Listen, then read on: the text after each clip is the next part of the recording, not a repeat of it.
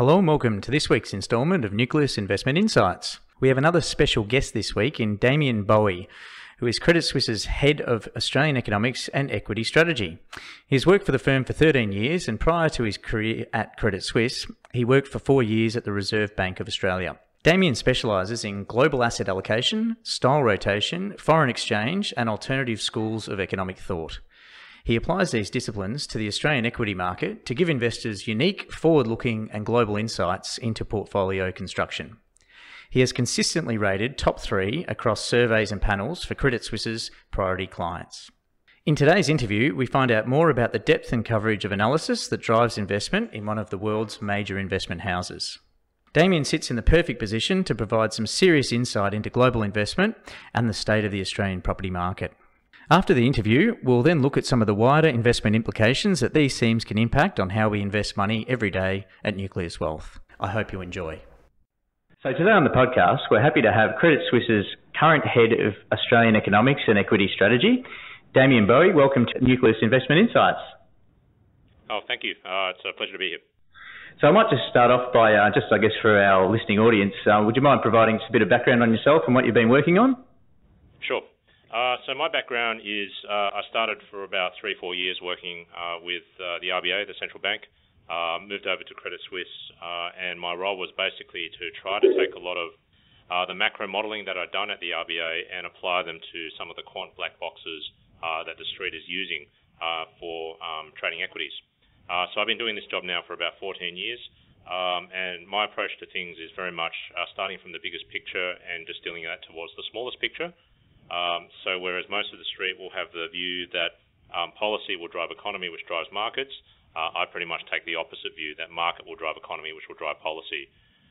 So in terms of some interesting things that are worthwhile thinking about at the moment and stuff that I'm looking at, obviously what's happening with Australia, with our credit conditions, housing market, but more generally I think I'm very interested in what's happening in asset allocation land, in particular the interaction between what's happening in the multi-asset space and factor investing.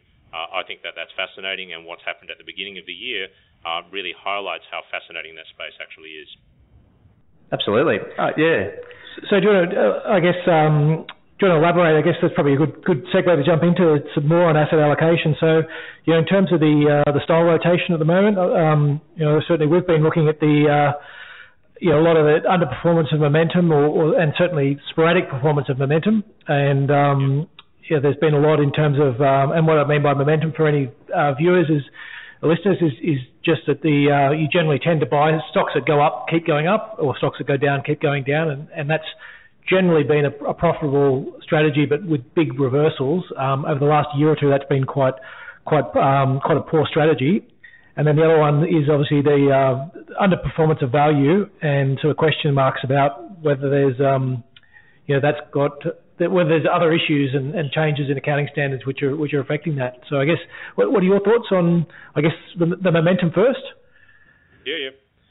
So the issue with momentum there are two things. When does it actually work globally? And then the second issue is is there a one-size-fits-all solution there? So if it's working well in the US, is there any guarantee that the same style or factor will work out in any other country? So the first question on when does momentum actually work as a strategy, it works when the positioning, historical positioning of investors is more or less aligned with what the forward-looking growth signals are suggesting. So if you are able to understand the performance of cyclicals versus defensives over the last 12 months, if you're able to construct a forward-looking indicator of growth like the yield curve, if they're kind of giving you directionally the same sort of signals, that's the time that momentum works. So if we've been positioning pro-cyclically over defensives and the yield curve has been upward sloping, consistent with growth and potential rate hikes, then you can persist with that strategy. Whereas on the other hand, if you're positioning pro-cyclically and the yield curve is inverted, consistent with a slowdown and rate cuts, actually you'll be caught completely off guard by that because defensives will outperform, but momentum will be putting you in the more cyclical end of town. And you can iterate that for when the curve is inverted and positioning is defensive, etc., etc. So what you found at the beginning of the year was that momentum actually did quite poorly because it was picking defensive stocks. the yield curve in America, properly measured, became quite inverted, but yet the US equity market had a very, very strong rally. So momentum was putting you basically into exactly the wrong stocks for that stage of the market cycle, and it got creamed in January. However, since January, what you found are two very interesting things. One is that momentum has actually made a comeback globally, and second of all, momentum as a style has worked differently in different countries. So what you found is that although it didn't do as well at the beginning of the year in America, it actually did fantastically well in Australia. And the reason why you will get that sort of dispersion is because when volatility starts to rise in markets, not only do you get slower global growth, but you get more desynchronized global growth. So each of the individual cycles in the countries is starting to do its own thing, in which case what you'll find is that country-specific factors and index composition will matter a lot more than what you get from a global signal. So I think momentum is still the way to invest. The yield curve in America is still inverted. The positioning is still picking defensives, and I think it was just a little bit late to the party, and now it's starting to get up and running. The polar opposite style is, of course, value, because value is buying the stuff which is cheap and selling the stuff which is expensive, which is almost the opposite of picking yesterday's winners over losers. Now, value hasn't worked for basically 2 and a bit years, and this is really the case across all measures of value, and it's led a lot of people to wonder why. The starting principles that we have for value investing is that you're really relying on earnings and dividends and book values to be able to anchor your asset prices and your valuations. If you call that causation and transmission into question, then value won't work. So when you're in a deleveraging environment in an asset and credit-driven economy like Australia, what you'll find is that asset prices, stocks or housing might fall, and then what you'll find is that has a negative wealth or credit effect, which ends up undermining earnings. So if you're trying to say, look, earnings say this and valuation relative to that earnings is saying cheap, well, actually you could end up in a value trap because falling asset prices are actually driving earnings lower, and it's a bit of a circular reference. We haven't been in a deleveraging cycle globally for a while because clearly, debt to GDP is still rising. But what has happened, though, is people have front-run that and said, look, we're very, very concerned about asset valuations. Looking across credit and equities and property, basically we're thinking that over the next 2 to 3 years, these things are priced for lower returns than cash in an environment where the Fed was raising rates. So the risk of an asset price bubble or two bursting was actually quite high. And so what you found is that people were very skeptical that the value that appeared within certain segments of the equity market was really valued. Another way of saying the same thing is that you might have quality stocks trading on a PE which is 5 standard deviations above the norm relative to cheap cyclicals. But you know what? You'll find exactly the same disconnect happening between bonds and equities, or bonds and credit, or bonds and property within the broader asset allocation space. So therefore, what is normal? Maybe plus 5 standard deviations is actually normal. So this is the thing that really has got us thinking about value investing. The last few years, global growth has actually been very good, but what people have been worried about is the fact that asset pricing has gotten so extended now that actually we have to factor in some deleveraging risk over the horizon, and if we did that, it actually becomes very hard to trust certain stocks that look cheap right now, whether you're talking financials or domestic cyclicals. So in terms of how I would position when it comes to style, I think right now if you have some good mixture of momentum and quality, that's going to serve you pretty well. Value and small caps are on the nose, and they have been so for quite some time, and it's very unusual to see them underperform as styles for such a long period of time, but that's because we've effectively tried to, the central banks of the world have tried to write puts at extremely elevated valuations that people don't trust. So I think that inflection point will come towards value and away from momentum and quality probably later in the year, but I don't think we're there yet, and what it will rely upon are basically a lot more country-specific factors. Volatility rises, global growth becomes desynchronized, and in that environment what you'll find is that Australia-specific factors will matter a lot more.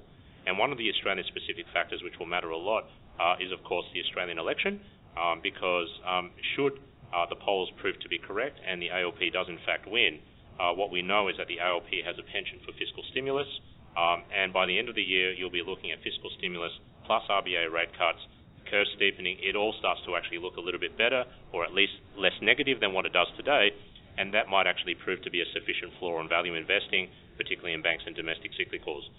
That's the longer-term roadmap. I don't think we're there yet. Yeah. So in terms of you spoke about being a desynchronized global growth. Which are the countries that you sort of see, I guess, leading that down? We've certainly seen, I guess, Europe weaken quite sharply. Australia's got a lot of mixed messages. I guess the RBA talking up job strength, but other measures starting to fold. Where do you see which are the first canaries, I guess, in that coal mine?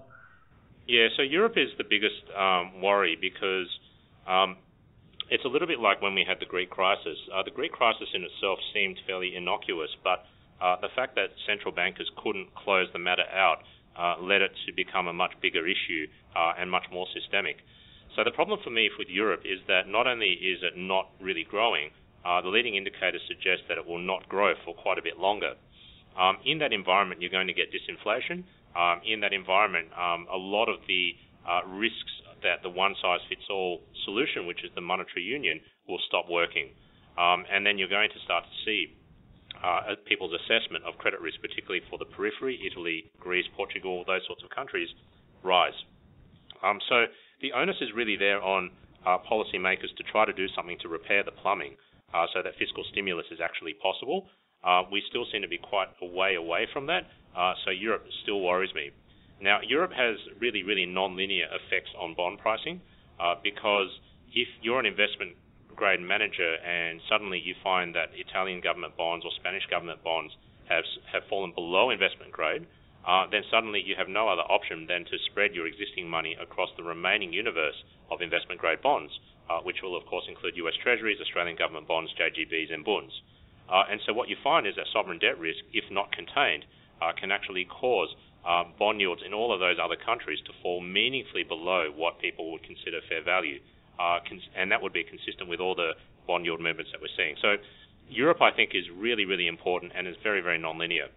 I think that Australia has got obvious issues when it comes to our housing and retail cycles.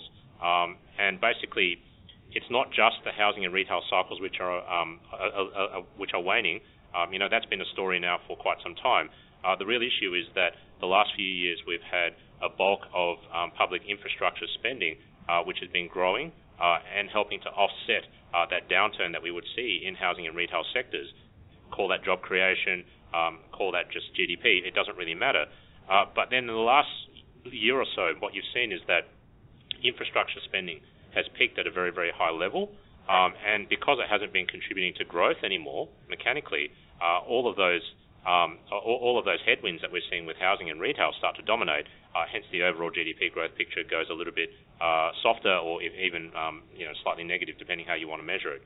So, Australia is also standing out there as being a bit of a troubled state.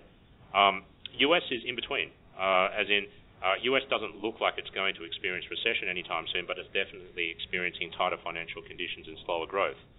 What people are concerned about at the moment is obviously in the bond pricing, it's Europe, but also within the US, they have their own issues when it comes to housing. Housing is not collapsing, but it's not going great either. And as I said at the outset, if you are of the view that in any of these big credit-driven economies, that asset prices drive credit creation, which in turn drives GDP growth, then you have to be worried about what could happen with equities or what could happen with house prices from here on a 2 to 3 year horizon. So I totally sympathize with everybody who is bullish about US growth for now. I can see that US is still going to go okay in the short term, but there's no discounting some of those medium-term risks that people are worried about. The other side of the US is that what they've had in the last few years is very, very strong fiscal stimulus. In the year ahead, we're going to get less fiscal stimulus. You throw on top of that a little bit of volatility due to trade protectionism, which seems to be a little bit wonkish at the moment for the US, and that's a recipe for materially slower growth. So whereas we've been looking at 3% plus growth in the last year or so, maybe that number goes to somewhere between 1 to 2%. So US is in between and slowing. I think the bright spot's actually China. China, growth is very, very hard to measure because the official measures are quite smooth, and the deflators that they use aren't quite right for in terms of weighting and the time of the cycle. But nevertheless, whatever you think is happening to Chinese growth, it will get better.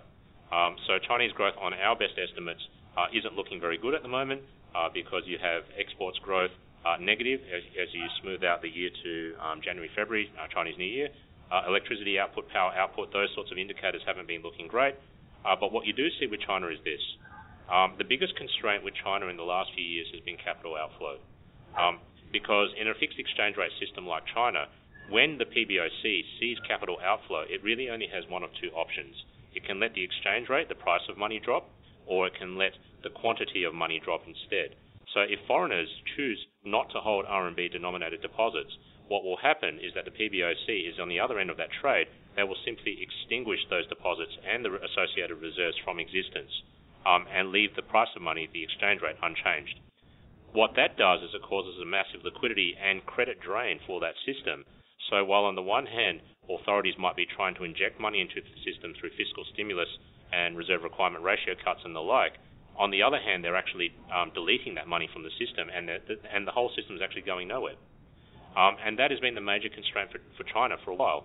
And in fact, up until very recently, whenever the authorities have decided to announce some sort of easing measure, investors have looked through the easing and said, you know what, there's some sort of bad news which is driving that, we'll just sell that.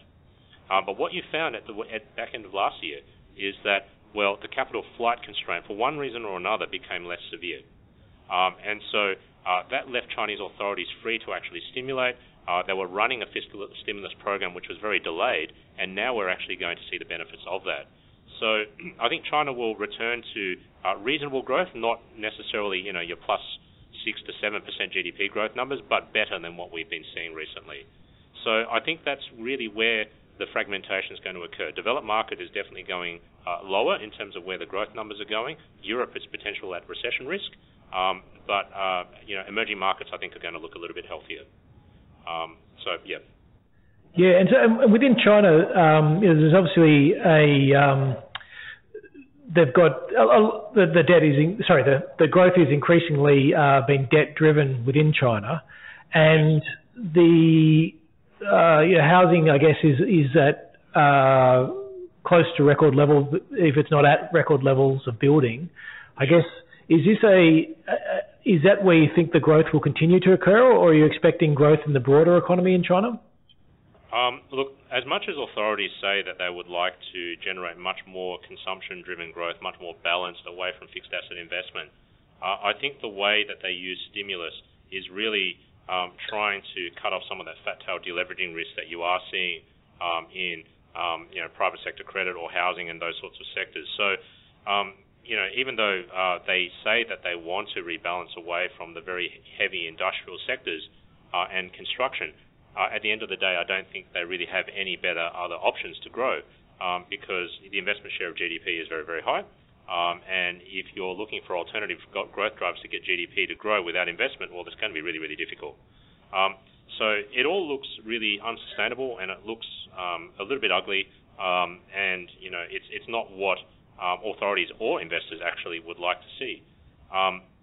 However, it is still the delta which matters. So if you're seeing growth from a much lower base, I think investors will take that. The real issue, I guess, from a sustainability point of view, you've got deteriorating demographics, which, is not so great for the housing cycle. But the second thing that we have to contend with is, how much dollar-denominated debt is actually in the system. It's all fine and good if you're Japan, and all your debts are basically denominated in the very currency that you can print. And the evidence that that is a somewhat sustainable outcome is the fact that you've got government debt to GDP in Japan at enormous levels, but yet nobody seems to really bat an eyelid about that. Is it possible for China to do the same thing? And this is where people are quite skeptical, and we are quite skeptical as well, because we just simply don't know how much dollar-denominated debt there is in the system, let alone talking about shadow banking, liquidity drains, RMB overvaluation, and all of that. So I don't think any of those long-term issues have really gone away. It's just a question of whether there's actually something tactical that we can trade in this resources China bounce for the moment. Right. I guess, and switching to Australia, you you run a number of sort of proprietary indicators. Just wanted to see what, and in particular, sort of some of the ones that caught my eye recently were these sort of jobs and consumption ones. Do you want to just, I guess, touch on what goes into those proprietary indicators and what they're showing at the moment? Yeah. So we've had a long and checkered past of trying to forecast Aussie GDP growth using financial conditions. So the craze globally has really been to try to not forecast, but at least just nowcast. Tell me what's happening today. And what we found is that our best attempt to actually do that, using the data that comes available every month, retail sales, NAB business confidence, consumer confidence, building approvals, all of those sorts of indicators. When you put them together, it actually maps quite neatly to domestic demand growth in Australia when you strip out the mining sector. Now, stripping out the mining sector is not a data mining exercise. What it reflects is the fact that the mining capex cycle is incredibly lumpy, and at one point was heavily driven by foreign direct investment, which our domestic indicators will not be able to capture. So what we can say is something about the non-mining cycle, and then what we hope to say is, okay, do we think based on the strength of commodity prices in the emerging markets that there will be a sufficient offset? What we're seeing right now with our activity tracker for domestic demand is that it's not looking very healthy. You have real retail sales growth, which is barely tracking in line with population growth. You have slowing overall system credit growth. You have housing sentiment, which is still very low, even after a recent recovery. Business confidence has fallen, as it usually does in the lead up to an election. Building approvals are falling and tracking quite far below the level of actual dwelling completions. And the worst thing is that infrastructure spending, as in future project commencements, are actually tracking below current activity, precisely because we've reached a very high level and it's very hard to grow from a very high base. So you put that all together, it is a very broadly based slowdown that we're seeing in Australia on the domestic demand front. Now, mining capex, I think, might be able to bounce a little bit from its lows. It's already shrunk a lot more than what policymakers would have believed and suggested. So commodity prices are up, emerging markets are doing a little bit better. Okay, fine. Mining capex might do a little bit better. Whether it will provide that meaningful offset for the rest of the cycle by itself, I don't think so. So what this means is that we need to see more help from outside the system. We need to see either fiscal help or terms of trade uplift or something like that, preferably some combination of the lot. And until we get all of that, we're going to have to see RBA rate cuts. So to my mind, it's pretty clear that domestic demand is in the gutter here in Australia. Mining capex might be able to help a little bit, but not enough. And in terms of how we see jobs are a lagging indicator on domestic demand. Now, what we find when we try to forecast jobs growth is that if we combine our assessment as to where domestic demand is currently tracking, and if we use also some of the other leading indicators that people love, like ANZ job ads or NAB survey employment or SEEK job ads or whatever you fancy, putting those all together actually gives you a very reliable picture as to what's going to happen with the employment outlook. And it's not pointing to outright contraction in employment, but it's certainly pointing to much slower jobs growth than we're used to. And I think a lot of the forecasts which are coming out, particularly from the more bearish commentators, are right, that we probably will see jobs growth slow below the rate of population growth, if not the rate of labour force growth. So I do think we're going to see a higher unemployment rate from here. Yeah, and I'm guessing a lot of that is centred around the construction industry, which is sort of relatively, I guess, it's generally thought of as having quite a high multiplier effect. So a job in construction, gets you some lawyers here and there and conveyancers and all the different people flowing down the line. V8 Commodore Utes. So in terms of the slowdown, I guess, have you factored that in, and is that I guess is that where we're seeing that the effect will be greater if you lose 100,000 jobs, say, from construction than if you lost 100,000 jobs from mining? Well, maybe that's too big of the numbers, but 30,000 jobs from construction versus 30,000 jobs from mining. So I totally agree with you. The experience from 2012 to 2015 shows you that you can have a major bust in WA and Queensland driven by mining capex, and you don't necessarily see major job losses. So as it turned out, policymakers were more right than wrong in pointing out that at the time There's a lot of offshoring of activity, a lot of offshore labour as opposed to domestic labour, which was used to build this stuff. And so therefore we didn't get the employment boom, we didn't necessarily get the employment bust. I agree with you. The housing cycle has much bigger multiplier effects because it touches so many other sectors. The big risk in some of so the nowcast is only telling me what's actually happening today.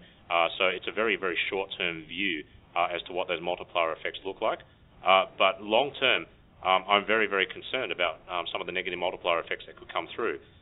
So the biggest one is via consumption, which is 60% of GDP. And so house prices falling, historically every 1% drop in house prices is meant to be like a 0.1% decline in consumption via wealth effect. Now, there's a lot of debate happening at the moment between, or particularly driven by the central bank, about the size of wealth effects, and there's almost a trivialization of the wealth effect because they're saying it might affect motor vehicle sales and a few other categories of spending, but not the whole lot. The issue for me is that what's happening with housing is not just a wealth and sentiment effect. There is an outright cash flow effect. And Lucy Ellis actually alluded to this in her speech today because you don't need to see falling house prices to see a fall in housing turnover. And if you get a fall in housing turnover and people aren't moving homes as quickly, well, they're not spending as much on white goods. On top of that, what you find is that because people at the moment are aggressively paying down their debt for one reason or another, that means that reduced housing turnover, falling house prices, greater repayment of debt, there is massive injection into the home equity base from you as opposed to a home equity withdrawal. That is a very, very big negative cash flow effect that the saving rate actually can't fully capture. So the risk here is that consumption actually remains weaker for longer, and if it does, then you're not only talking about domestic demand growth being somewhere between 0 and 1%, you could actually see overall GDP growth do the same thing. So I think that the numbers that we're looking at right now with the nowcasts are only partially factoring in some of those tail risks as you get contagion from housing to other sectors. What gives us some degree of confidence that the tail risk will be limited is if you get adequate policy response and easing response from both the RBA and the government. What worries us is that in as much as we'd like to see that sort of response, it's not forthcoming yet. And I guess on that, Damien, just the so job stats are sort of, are we about 6 months in terms of a trailing indicator on the economy? Oh, yes. And then an interest rate cut takes at least 6 months to get to filter through, maybe up to 12 or 18 months. Is that the rough rules of thumb? Yeah. I think rate cuts are interesting because the leads and lags are quite variable through time. So, the rate cuts seem to actually have a fairly they had a short-term effect on GDP growth in the GFC, against the massive headwinds that were happening globally. But then it had a delayed effect as we kept monetary policy looser for longer, and then we had an influx of foreign buying into the property market, and then low rates fueled the housing investor cycle. So there was a short-term effect, there was a long-term effect. My concern at the moment with transmission is that funding costs, or so-called funding costs, I call them for the banks, are still elevated. And what this means is that if the marginal cost of funds for the banks is elevated, that means that the average or the total cost of funds will be gradually rising. Now, if you strip out all of that stuff, which is happening in the interbank market, the other bottom line is this.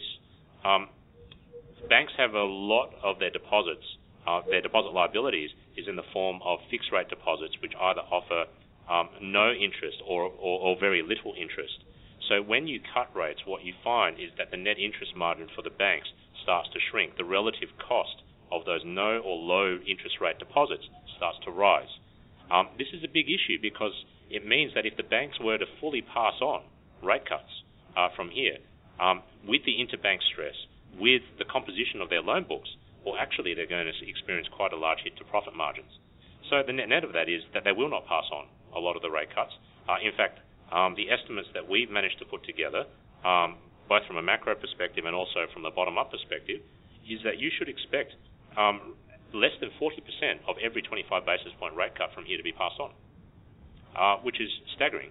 Now, people said that these pass-through issues would never materialize during the Hayne Royal Commission.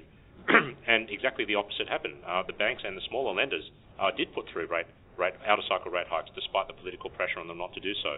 So I think the funding pressures and the funding models are still very much valid considerations to assess the effectiveness of monetary policy. So what will monetary policy do from here if it's not actually helping the end borrower that much? Well, it will still be helping the end borrower to some degree. There will still be some pass-through. It may actually help to mitigate the extent of payment shocks which are coming through as interest-only loans reset to principal and interest. And we know that we're hitting a peak in that reset pipeline this year. It may help to take the sting out of the Aussie dollar, but for what happens with US interest rates and commodity prices. But, you know, it really is a BB gun facing up against a tank here. And so what you really need is not just the positive signalling and the jawboning and the action from the RBA. You really need to see the federal government come to the party as well. But that could take a while. Because we know that if and when you get a change in government in Australia, what you'll see is that, you know, the copper wiring, the phone lines, all of that will be ripped out. It's very dysfunctional. People will take their time to get their offices and the infrastructure of their offices up and running, even before they can actually consider policy. And then, you know, if you did actually see an ALP victory, you know, what sort of other agendas will need to be dealt with first before the actual state of the economy? So, to my mind, stimulus will come, and we should start to bank on that at some point in time as the valuations become attractive to position for that. However, you know, it really is a fourth quarter event. And between now and the fourth quarter is a long, long time to be sitting there hoping that fiscal policy makers will stimulate and that the RBA will stimulate to support the domestic end of our equity market. And do you think the RBA has got scope for Australian quantitative easing? Is that or do you think they'll take a while before they, you know, it's going to take them 6 months or 12 months of pain before they decide to bite the bullet on it? Given that for cutting rates so quickly, so much already. Yeah. So the quantitative easing question is very interesting. So a lot of people have talked about it, and so most people think that if you did US-style quantitative easing, it wouldn't be effective for two reasons. One is that we don't really have a lot of government bonds to buy off the banks. So, you know, what sort of impact are you having with your asset purchase program from the very outset? But the second thing is, and most importantly, most of the mortgages that we have in Australia are tied to the short end rather than the long end. So, you know, lowering long rates, unless you're going to have wholesale maturity transformation of the Aussie loan book, well, you know, that's really not going to be that effective. So what people do talk about are things like TLTRO, targeted long-term repo operations in Australia, much like what the Europeans have done, where basically it's a funding for lending or lending for funding scheme, where the banks, if they're struggling to get adequate reserves to satisfy their regulatory requirements, will lend first, internally securitize that, pass all that off to the RBA in exchange for reserves, and that's supposed to do the job. I like the acronym TLTRO because it doesn't just stand for targeted long-term repo operation, it also stands for too late to rescue others. It doesn't actually relax the binding constraint on bank lending. The availability of reserves does not constrain bank lending in a country like Australia. Loans create deposits, reserves are sought out as an afterthought and are always supplied by the central bank if it is actually serious about controlling the cash rate. That's not modern monetary theory, that's just what's on the RBA website. So if that's the case, then even TLTRO doesn't do much. So, okay, rate cuts might not do much in small measures. TLTRO might not do that much. Where is the bang for buck in a quantitative easing program? The biggest bang for buck, I think, is if you regress a little bit with the way the system is designed. So if you are able to go back to the bad old days where we targeted our FX rate, then what you would actually do is you would introduce greater volatility to the cash rate because you would basically give up control of that. You'd be injecting copious amounts of reserves into the system in order to bring the Aussie dollar down. Interest rates would probably fall down to zero anyway. But at least you would actually be achieving something. You'd be managing your currency. And who knows, from there, once you start to do that, you start to have an economy which looks a lot more like China, where if you're not dealing with capital outflow, then what you're actually starting to see then is you've got excess reserves in the system, the whole funding model actually starts to change, where you start to ration reserves as a way of controlling lending rather than changing the cash rate, because the cash rate's now down at zero. And if you did that, you might actually be quite effective. Now, that would require the RBA to basically go back to pre-deregulation and pre-float. And I don't think anybody wants to go back to that era, but, they're the sorts of things that are necessary if you really want to entertain quantitative easing. But I guess in terms of the timeframes you're talking about, from our perspective, we've sort of been looking at the RBA saying, why haven't they cut yet? Why haven't they cut yet? And I think you've probably sort of been on a similar boat that they should be looking to cut earlier. We've sort of seen this game play out in numerous countries right around the world, and the whole secular stagnation and lack of demand. Yet the RBA sort of seems to be running quite a traditional model to date, and so it seems hard to see that the RBA would change quickly to a more advanced version. Yeah, so I think what's happening with the RBA is really two extreme opposite ways of interpreting the phrase that rate cuts are ineffective or that they lack utility.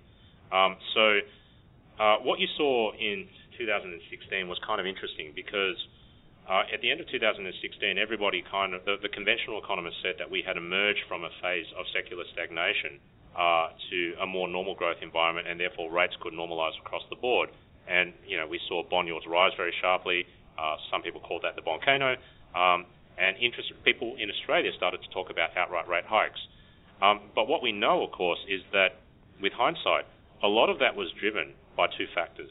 One was the valuation starting point when it came to bonds, and the second thing was what policymakers did, i.e. fiscal policymakers. Because in 2016, what happened was we had the BOJ entertain negative rates. You saw a perverse market reaction to that. The ECB entertained negative rates. We saw a perverse market reaction to that. Then in June 2016, we saw the BOJ talk up the myth of helicopter money, and then basically BOJ Governor Kuroda had to concede there's no such thing, there's no such possibility, because if we trace through the plumbing of the system, again, this is not an MMT thing, this is just what's on the RBA website, what you find is that helicopter money is fiscal stimulus. It's one and the same. It's exactly the same operation from a plumbing double entry accounting perspective. So that meant, okay, well, we're looking for fiscal stimulus as opposed to monetary stimulus, and monetary policymakers weren't able to deliver it. And then Trump came along and he said that he was able to deliver it. And then you had a little bit happening in China, and suddenly it looked like coordinated global fiscal stimulus, coordinated global growth. But people mistook that for an emergence out of secular stagnation. And the illusion disappeared very quickly in the last few years, because the nature of fiscal stimulus is this. If I go from a budget balance position to running 2% of GDP deficits in perpetuity, I get a 2% kick to GDP growth in the first year, but I get no increment to GDP growth after that. So unless you have it in mind to go from 0 to 2% deficit to 2 to 4 to 4 to 6 to 6 to 8, ever-expanding deficits, geometric increases in the rate of growth in debt for the government, you're not actually going to get a consistent stimulatory impulse from fiscal policymakers. And that's exactly what we're seeing. Election cycles are not long enough to see that sustained fiscal stimulus, and there's all sorts of ideological reasons why people won't do that either. So we're left with a fiscal fade. We're left with private sector, which is largely over-indebted in most countries in the world, perhaps even more over-indebted now that some of the housing markets have run. And people are wondering, what do you do next? And we're all hoping for the same sugar hit, for more fiscal stimulus. But at least in Australia, we can see that, well, it's going to be some time away. So I think this is a useful background to understand where the RBA is at, because the RBA would have very much liked to believe that narrative that we had emerged from secular stagnation and that everything was hunky-dory, that growth in national income was just as good as growth in national output. One would lead to the other and everything would be fine. As it turns out, we've realised how exposed we are to the global cycle, whether it's through Chinese buying of Australian property or Chinese buying of commodities. It hasn't really mattered. Either way, the net balance of forces has not been favourable in the absence of a fiscal stimulus from state governments or federal government. So this means that the RBA is left as the responsible adult in charge until fiscal policymakers do their thing, and it really has to push on a string. it's been saying for quite some time, fiscal stimulus is the right way out, not monetary stimulus, because monetary policy lacks utility. We had admissions from RBA officials in the last easing cycle, or last two rate cuts, I should say, that they were disappointed, actually, with how little the economy and housing responded to rate cuts. So we're having a very clear view expressed that monetary policy is definitely not the way to go, but it's the only way that we have to go right now. So now bond market investors have to go completely the other way. That it was the case that rate cuts are ineffective, fiscal policy makers would exercise their put, and that would be reflationary, support rate hike pricing, and support higher bond yields. Now the narrative is, oh no, rate cuts aren't effective, there is no fiscal stimulus response, maybe we have to cut rates all the way. And the RBA doesn't want to do that because A, it is concerned about effectiveness, B, it has this macroprudential mandate still in the back of its mind about what that might do to housing. I don't know why, but it has that view.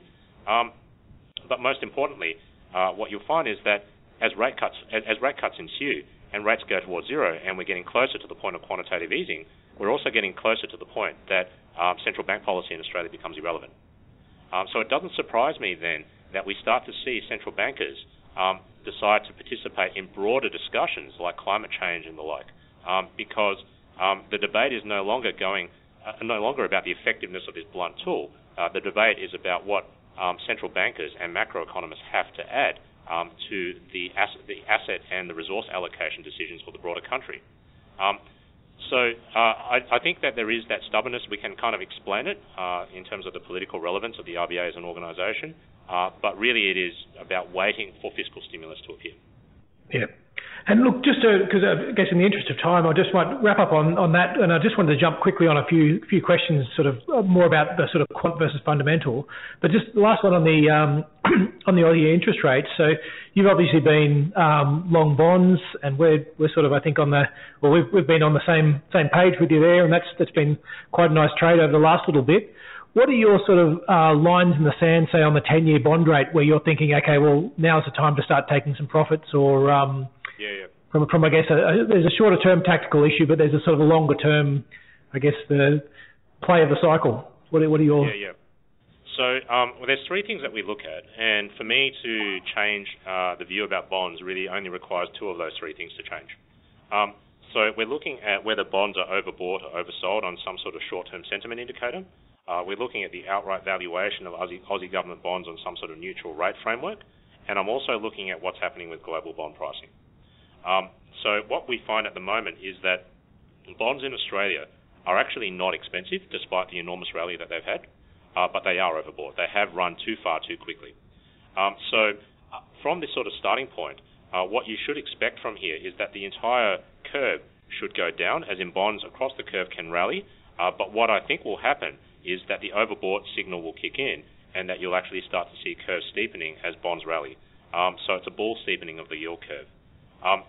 Where I could change that view is if, a lot of the neutral rate models that we run are based on historical nominal GDP growth, as well as what I call the break-even cost of capital for overgeared households. And the break-even cost of capital for overgeared households tends to fall the more impaired your monetary transmission mechanism is, i.e. the lower the rate of pass-through of RBA rate cuts to end borrowers. Now, that I think there is definitely a case that pass-through is impaired, and there is definitely the case that pass-through is impaired to the point that the neutral rate estimate has to fall to between 1 to 1.5% in Australia. So that's kind of where I'm looking for the 10-year.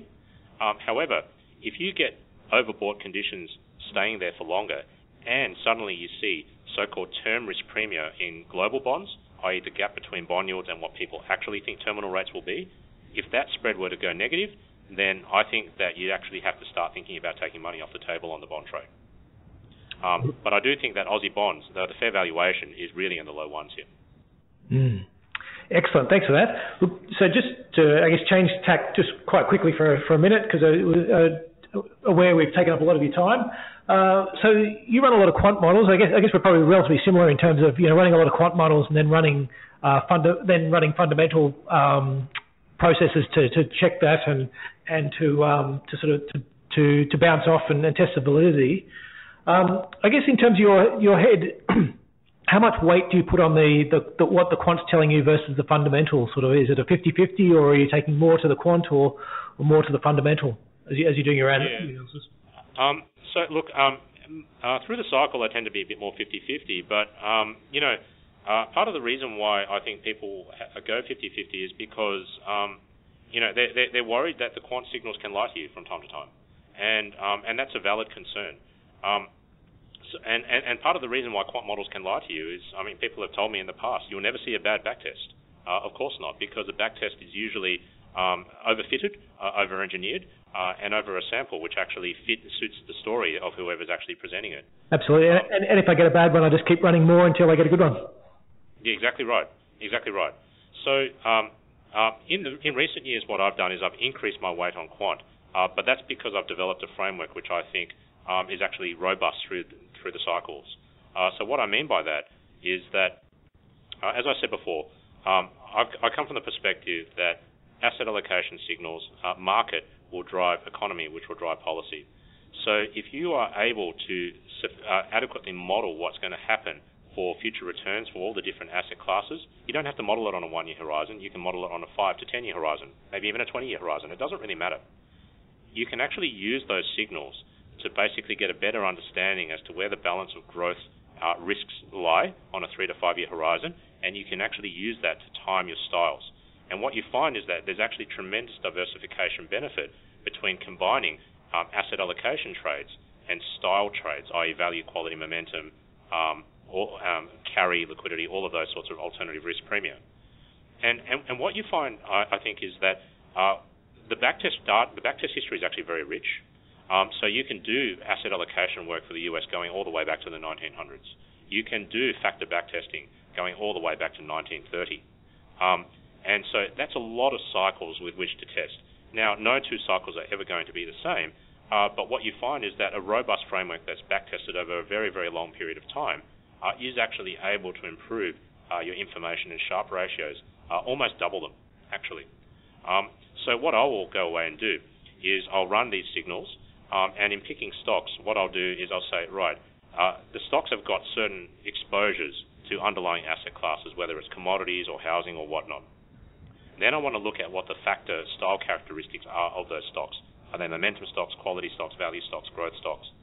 And then what I want to do is I want to get my highest conviction longs and shorts by looking at the overlap between the two sets of signals, because effectively what I'm doing is getting the best of both alpha and beta. And then finally what I want to do is I want to overlay the fundamental outlook over that. So that's why I'm shifting a little bit more towards the quant end of things, but it's because there's a robust platform for backtesting which has gone many, many cycles that at least I've convinced myself is not over-engineered and overfitted, but the fundamentals still matter. And the fundamentals are this. As we said at the outset, momentum works when you have confidence that positioning will be repeated and vindicated in the period ahead based on a leading indicator. Value works in the absence of deleveraging pressure. Quality works when you're contrarian and bearish about the cycle. Growth works when you're contrarian and bullish about the cycle. On a long enough horizon, if it's always the same uncertain future that I'm buying, it's always just a question of how much I'm paying for that uncertain future. So valuation should be the single most important driver of future returns on any asset class. I think those sorts of founding principles, basic principles, are well grounded in theory and should actually work themselves out through time. And in fact, they have done so. So recently, in the last 2 years, with US growth being actually pretty good, people talking about synchronized global growth, you should have seen value come back from a fundamental perspective, but it didn't. It didn't because asset valuations were through the moon across a broad range of asset classes, and value investors were worried about that. Momentum was choppy because sometimes momentum was pro-cyclical positions, sometimes it was defensively positioned. But what you could have bet your bottom dollar on was that quality would have actually risen to the fore because you had a contrarian bearish setup because of those longer-term deleveraging risks embedded in elevated multiples and Fed tightening and protectionism thrown on top. So that's what we've kind of gone with. It's very much been about quality for the last 2 years. This time round, now we're going for momentum. And the reason why we're going for momentum is because position is defensive. Leading indicators are looking not so healthy for the global cycle. But momentum should do better than quality, and it should do better than low beta to pick defensive exposures. Because at some point, if you really are going to see risk move from the periphery of the world, i.e. China and Turkey and all those sorts of economies, to the core of the world, i.e. Europe and US, on a 3 to 5 year horizon, then you must be thinking about the safety of your deposits in the banking system in the core. And we know that FDIC insurance, deposit insurance more generally, is very limited. So if you're a large-scale investor, you cannot afford to treat cash as a safe haven. Instead, you have to start looking at alternatives such as bonds, repos, even commodities. I think that only momentum is able to tell you how that search for safety is evolving. Standard quality metrics will always lean against resources stocks. Low beta will always lean against resources stocks. But actually they may be a defensive asset class. And what you're finding right now is that the historically strong correlation between commodity prices and world industrial production growth has completely broken down. In fact, it's broken down for the last few years. And that is a testament to the fact that commodities actually have safe haven value. So what you're finding is that gold and oil, they're holding up pretty okay, considering that you have bouts of US dollar strength. The rest of the spectrum, depending on supply side issues, are also holding up, but you would be a little bit more worried if, in fact, we go into a global slowdown environment. So that's broadly how we're kind of looking at the world at the moment. An ongoing search for safety, which is iterative, and I don't want to presume to know all the answers. I want to learn from what the market is saying as well. But we do have the signals aligned, where asset allocation signals are saying emerging markets overdeveloped, and our style signals are saying long momentum over value. Yeah, no problems. Okay, thanks, Damien. We might just turn the attention from that terrific recap from overseas to local soils, just to finish up. I'll reference a paper that you put out almost exactly 2 months ago, just remarking on Sydney house prices, Australia's favourite bubble that's sort of obviously falling down in front of our very eyes. You had a couple of positives sort of against a predicted fall of 9%. There was some tentative signs that Chinese demand was bottoming out and also that supply was falling. Now, obviously, that was 2 months ago, and a lot's happened in the past 2 months, including a state election in New South Wales. So I was just wondering if you had any updates on the ideas of where house prices are going now in 2019. Yeah. So I still think that house prices are going to fall. In our forecast, we're not putting in tremendously bearish forecasts on the assumption that a feedback loop between housing and rising unemployment is somehow avoided by policymakers. So that's a risk factor that's always going to be out there, but we're not going to budget for that. So effectively we're assuming that fiscal help, monetary help ends up being on the money, which may be a flawed assumption, but it's just a starting point. So we're continuing to see supply fall, as in building approvals in trend terms are falling. Completions will have to follow through. So supply cuts in their own right, assuming that you don't get any additions from foreclosures, should actually start to stabilize the housing market. The problem is that the supply cuts which are baked in are not adequate. So right now building approvals are running at around 180,000 annualized. And a lot of people are saying that, look, approvals might stabilize at that level considering how strong population growth is. The problem is that population growth has been strong for a while and supportive of household formation rates between 160 to 180,000, but we went and built over 200,000 homes in the last few years. So if we can overshoot by 40 to 60,000 homes, we can easily undershoot by the same amount. So that's why I think that building approvals, if you are relying on a supply side response alone to bring stability back to the housing market, it won't be enough. The second thing is demand. What we've seen is that Chinese capital flows, outflows, had their seasonal spike at the end of last year, and then they've now subsided.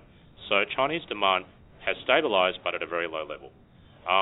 Now, on top of that, what you've seen in New South Wales is that property transfers have significantly undershot what our models of demand based on capital flight from China would suggest.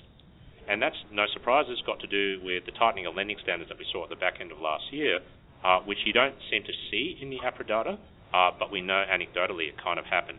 LVR ratios were cut quite dramatically, so on and so forth. So, you could argue from here that lending standards will ease. In fact, banks are actively being encouraged to do so by certain RBA officials. But even then, the supply response and the demand-supply balance are not sufficiently supportive of house prices. So I still think that you were looking at house prices falling, maybe not as much as what they did in the last year, but still falling. And I don't see stability returning until 2020. One of the interesting things that we've also done is we've gone away and tried to understand a lot of the buyer inquiry data that DuY and other vendors have actually been producing. And this is really interesting data because we actually can get quite a lot of it, and the reasonable amount of data that we have shows that it actually lags the cycle. It doesn't lead it. Okay, yeah, sure thing. Well, look, I think that's probably us out of time. And look, thanks very much for all those fantastic insights and giving us a little bit of a look behind the engine room of Credit Suisse as well, and your thinking. Have you got some anything for our listeners in by way of getting access to your information, or is there something they can follow to keep in the loop? Yeah, so my articles are available on our platform CS Plus if you want to subscribe to them. Please organise for that to happen with the relevant people here at CS. But otherwise, you'll probably see me or my work on the MB website or otherwise in the papers. Okay, fantastic. Well, look, thanks very much for your time today, and we look forward to getting you onto the podcast sometime soon. Thanks, Damien. All right. Thanks very much. So, Damien, terrific 45-odd minutes there spent with a bloke that's certainly got his head in the markets by no stretch of the imagination, Damien. So, what are your thoughts? Yeah, sure. So, I mean, I think hopefully the listeners sort of hung with us for a lot of that. I think for myself, that was very interesting because we run similar processes. I think we're probably more... probably a little more macro focused and individual stocks focused, and whereas he's more sector and economy focused across some of his models and he's got quite a local focus as well. It sounded with the Australian stuff that he's focusing on, probably just as part of his job more than anything. But So for me, very interesting insights. I thought some of the stuff he said quite well was that question about when to be in different types of allocations. We sort of run mainly quality and value strategies within our portfolios. Yep. And we tend to switch between the two, and we've sort of been pretty heavy on quality and pretty light on value for a little bit. Which has worked very well for us in terms of outperforming the market. But as he said, value's had a tough time of it. So for sort of one of the key things for me is when you do go into downturns, it's usually either quality or value that will be your outperformer within that. And so, his characterization of talking about when quality will outperform versus when value outperforms versus when growth outperforms, I thought was quite a good insight into that for anyone else following those types of strategies. Yep, sure. So yes, that sort of puts me on the, it's that question we keep going over as to when do we start dialing up the value. Switching over. Okay. His insights into the Aussie economy. I think it's very important to note that whole discussion is and what he talked about in terms of feedback loops, and that's one of the things which I think we probably differ where we differ the most. I think we've got very similar outlooks, but I think as he was saying, he's got this sort of default view of this is what the Australian economy is going to do, but you need to take into account there's feedback loops, and you will have fiscal stimulus and you will have monetary stimulus, and the rules can change. Yeah, exactly. And so here's what your glide path is. Yes, you're headed in for a crash, but the pilot's not going to. Just stand there. Just stand there, and unless they're an ECB pilot, they're going to try and pull up. Yep, sure. And so the question for me though is coming back to this unconventional monetary methods and whether we get back to. I think the RBA has been very, very traditional in its outlook. I think that there is a real benefit is that the rest of the world's been through this, and we've seen the rest of the world go through it. We know the levers to pull. And we should know the levers to pull. And we should be able to see that, US obviously did a lot better than countries that tried to stick with the traditional ways of thinking. Yep. And so Damien's obviously he's worked at the RBA and he's got a lot of faith that they will figure it out eventually. Yep. The question is when eventually is. And I think at the moment I'm probably more on the, I guess because they've fought cutting rates so hard for so long. It's getting to be too little too late, do you think? Or well, I'm just more on to me that's displayed an element of intransience that will take time to flip around, and so maybe they do need to see unemployment rising and they need to see some significant some numbers that come out that significantly change the way they look at the world. And it doesn't, you can't go from 0 to 100 quickly. If you're headed in, if you're drifting in one direction and you want to head back the other direction, you need more signs. Whereas if they're already on the path of saying we know we're going to have to do all these unconventional monetary easing, and then they get a few more signs that's showing, now's the time to do it. It's much easier to launch in it than if you head in the opposite direction, and then you have to sort of change your whole narrative around and change your whole thinking around. And so that's where my concern is that 6-month lag to employment data or so, and a 6 to 12 month lag on rate cuts, and you can if that's the way it's being run, it might be too late. Yeah. Okay. So but certainly his point is valid that if you get a government in there that if you get the RBA turning around later on this year and getting quite aggressive in terms of trying to stimulate, and if you get a federal government that's out there aggressively stimulating, then absolutely we'll need to change our viewpoint in our portfolios. How we're looking at it. Yeah. Okay. And the other one as well. Sorry, there's a lot of little ones, but we covered a lot of ground today. One more we did is that whole focus on the Aussie dollar. And as I said, that to me again, that's very near and dear to our heart. Is that the Aussie dollar is your key to recovery, and so it's basically playing the game of, can we get the Aussie dollar down as low as we can? Obviously, there's a lot of other countries fighting to try and get their currency down as well. Yep. But that'll be one of the key factors going forward, and that'll tell you, if the Aussie dollar falls faster, the recovery will be faster. The longer it stays high, and if you get stuck in this part where it's kept high by high commodity prices, but the domestic economy is crashing, which is sort of where we see ourselves at the moment, then that just means it's a longer and deeper downturn in the domestic economy before you see it turn around. Okay, sure thing. Plenty to keep the eye on. All right, well, on that note, well, that's it for now, and thanks for watching. If you like what you heard today and you'd like to hear more, head over to nucleuswealth.com/subscribe. Give us your email address, and in return, we'll send you a weekly email with new webinar topics, links for our podcasts, and other news from Nucleus Wealth. I certainly hope you've got something out of today, as I have, and we'll look forward to catching you at the next one. Cheers.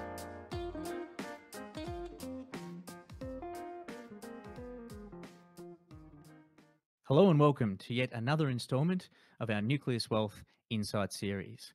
Just a quick reminder that the following presentation is general information only and does not take into account your personal circumstances.